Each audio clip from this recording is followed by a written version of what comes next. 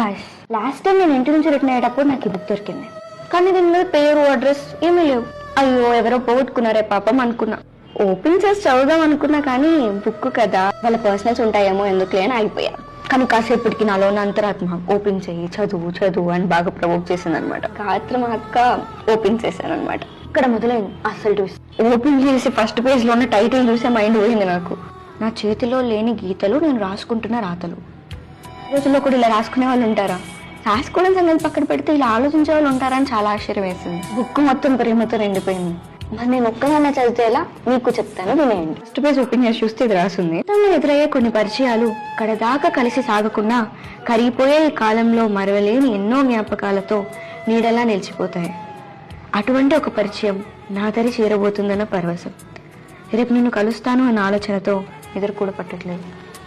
God, wow wow. అవి పదాలా లేదా బాణాలా? ఇలా రాశారేంటండి బాబు?